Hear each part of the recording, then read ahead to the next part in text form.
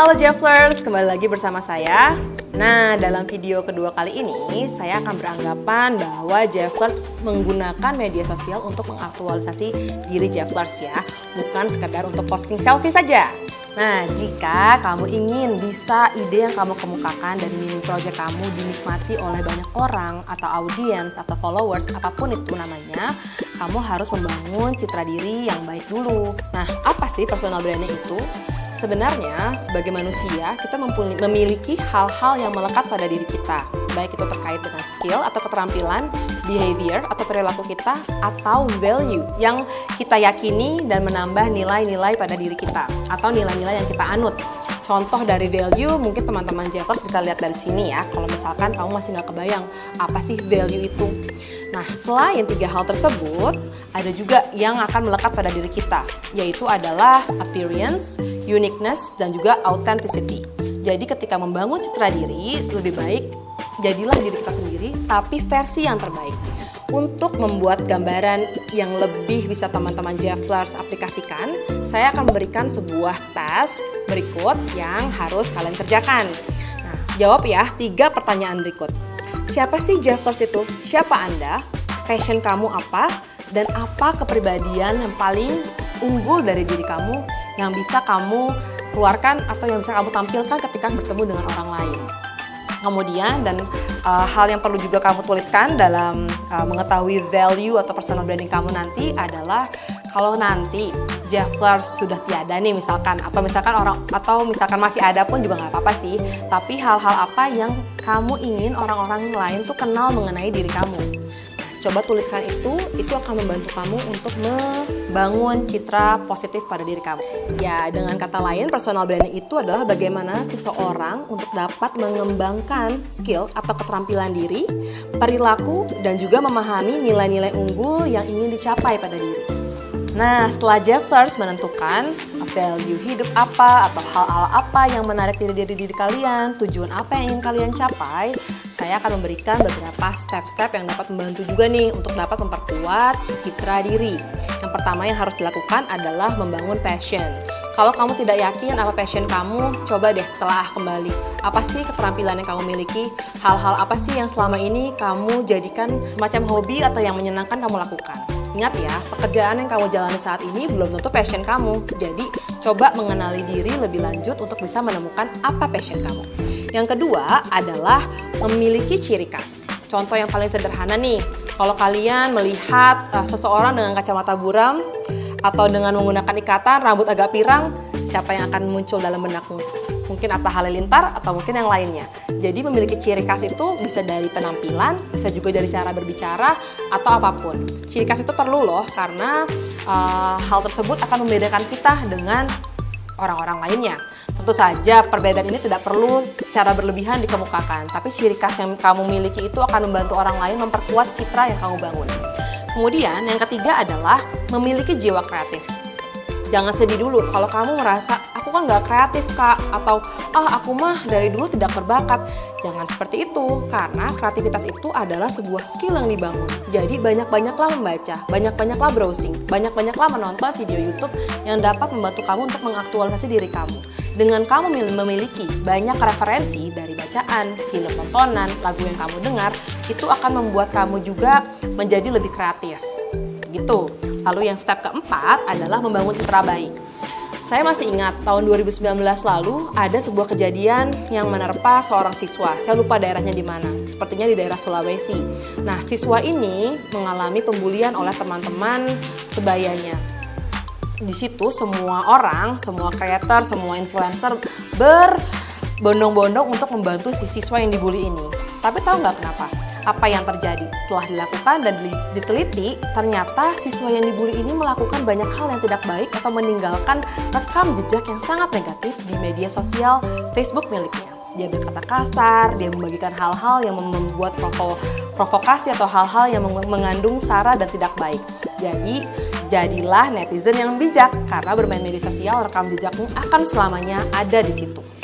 Yang kelima, gunakan profil terbaik. Dalam arti, profil ini bukan hanya menggambarkan tadi perilaku, tapi juga tadi appearance. Jadi ketika kamu memosting diri kamu, atau mengunggah, atau mengkomen, gunakanlah profil yang terbaik. Bangun juga bio yang baik dalam menggambarkan diri kamu, baik itu di Instagram, ataupun di Twitter, ataupun website atau blog pilihanmu. Tidak perlu terlalu berlebihan juga dalam tanda kutip menjual diri, tapi jadilah diri kamu yang tadi, yang autentik, yang juga memiliki daya tarik yang menarik tanpa perlu berlebihan.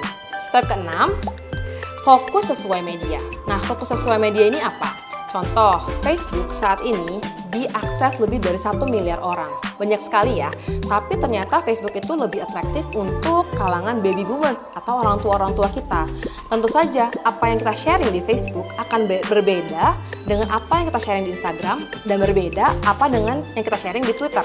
Karena ketiga media platform tersebut memiliki karakteristik yang berbeda-beda. Itu baru 3 loh, belum ada nanti Tumblr atau misalkan Pinterest. Jadi setiap media yang kamu lakukan untuk bisa menggambarkan citra diri kamu, perlakukanlah sesuai dengan kebutuhan media tersebut. Kemudian berikutnya adalah konten sesuai dengan brand diri. Contoh, misalkan personal branding yang saya bangun adalah Putri Seniza yang seorang ibu dari 2 orang anak, menggalang tentang literasi, menyukai gaya hidup berkesadaran. Artinya saya akan menggalang atau mengkampanyekan tentang hal-hal penggunaan sedotan sekali pakai, tidak memakai kantong kresek. Tapi tiba-tiba saya jalan-jalan pakai kantong kresek atau saya memposting saya pakai kantong kresek. Tentu saja itu tidak sesuai dengan citra yang sedang saya bangun. Jadi upayakan step berikutnya adalah konsisten dengan apa yang kamu perjuangkan dari citra diri kamu. Berikutnya adalah membangun relasi. Seperti tadi saya sudah sampaikan dalam video sebelumnya, bahwa media sosial itu adalah hubungan many to many. Jadi jangan anggap ketika kamu posting sesuatu, ada yang komen, kamu tidak membalas komen tersebut. Atau ada yang direct message, kamu tidak membalas. Atau bagaimana caranya kamu bisa memperluas interaksi sosial jika kamu tidak membangun kedekatan dengan audiens atau memfollow account lain. Jadi bangunlah relasi yang juga membawa hal-hal baik pada diri kamu. Yang terakhir adalah bersikap jujur. Ini sudah pasti yang paling penting ya, karena kalau misalnya kita membangun citra diri positif, kenyataan sehari-hari tidak demikian, bisa jadi kamu dicintai oleh audiens kamu, tapi kamu dijauhi oleh teman-teman terdekat kamu karena dianggap fake. Nah, contoh personal branding yang saya lihat sangat efektif berjalan adalah gubernur kita tercinta, yaitu Kang Emil. Nah, ini fun fact aja ya, Kang Emil itu followersnya lebih banyak dibanding Dian Sastro loh. Followers Kang Emil 12,5 juta dengan engagement yang sangat baik bersama netizen-netizen yang follow dia. Kira-kira kenapa ya Kang Emil bisa berhasil? Citra diri yang dia bangun, yang beliau bangun sebagai seorang pemimpin itu adalah pemimpin yang merakyat. Pemimpin yang juga memiliki hubungan harmonis dengan keluarga, dengan istri, dengan anak, dengan ibunya. Juga pemimpin yang humoris. Dan kita semua merasa dekat dengan beliau karena hal-hal yang ia citrakan seperti ini. Walaupun mungkin kejadian aslinya bisa jadi demikian atau kita tidak tahu keseharian Kang Emil bagaimana. Tapi yang jelas engagement yang ia bangun melalui media sosial baik Instagram maupun Twitter itu sangat baik untuk bisa membuat dia populer dan dicintai oleh rakyatnya.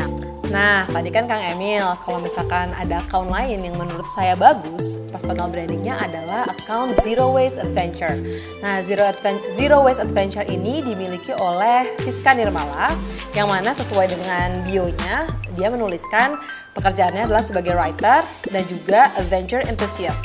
Dan sesuai dengan namanya, Zero Waste, dia selalu membagikan hal-hal berkaitan dengan gaya hidup Zero Waste ini. Jadi kalau dilihat dari konten, semua hal yang terkait dengan gaya hidup Zero Waste itu Kak Siska Nirmala bagikan dalam platform Instagramnya. Teman-teman juga bisa lihat ya, akun Instagram Siska Nirmala ini, dia selalu menggunakan topi seperti topi cowboy, bukan topi cowboy sih namanya, topi untuk adventure, kemudian baju atau celana kargo, atau hal-hal lain yang memperkuat citra dirinya. Nah, tadi saya sudah berbagi tips-tips untuk membangun citra diri, step-stepnya, memberikan beberapa contoh terkait dengan personal branding yang efektif di media sosial. Sekarang, teman-teman Jefflers akan belajar hal yang berbeda lagi, tapi itu di video berikutnya ya. Oh iya, jangan lupa selalu jadi diri sendiri dan berikan yang terbaik, baik dalam media sosial maupun keseharian Jefflers. Bye-bye!